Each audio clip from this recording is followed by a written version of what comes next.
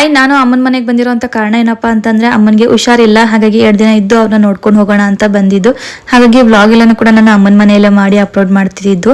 ಇವತ್ತು ಬೆಳಗಿನ ಜಾವ 5:30ಇಂದನೇ ವ್ಲಾಗ್ನ ಸ್ಟಾರ್ಟ್ ಮಾಡ್ಕೊಂಡಿದ್ದೀನಿ. ನನ್ನ ತಮ್ಮ ಕೆಲಸಕ್ಕೆ ಬೇಗನೆ ಹೋಗ್ತಾನೆ ಬೆಳಿಗ್ಗೆ. ಹಾಗಾಗಿ ಅವ್ನು ಹೋಗೋ ಅಷ್ಟರಲ್ಲಿ ಬೆಳಿಗ್ಗೆ ತಿಂಡಿ, ಮಧ್ಯಾಹ್ನ ಬಾಕ್ಸ್ಗೆ ಎಲ್ಲನೂ ಕೂಡ ಪ್ಯಾಕ್ ಮಾಡಬೇಕು.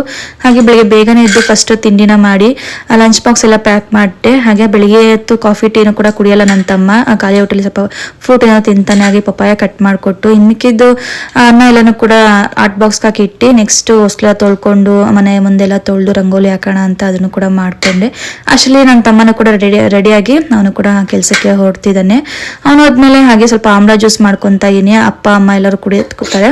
ಹಾಗೆ ಮಾಡ್ಕೊಳ್ಳೋಣ ಅಂತ ಅಂದ್ಬಿಟ್ಟು ಎಲ್ಲರಿಗೂ ಕೂಡ ಒಂದೇ ಸಲ ಮಾಡ್ತಾ ಇದ್ದೀನಿ. ಇಲ್ಲಿ ನಾನು ಆಮ್ಲ, ಶುಂಠಿ, ಕರಿಬೇವು, ಜೀರಿಗೆ, ಮೆಣಸು, ಉಪ್ಪು ನೀರನ್ನ ಹಾಕಿ ರುಬ್ಕೊತಾ ಇದ್ದೀನಿ.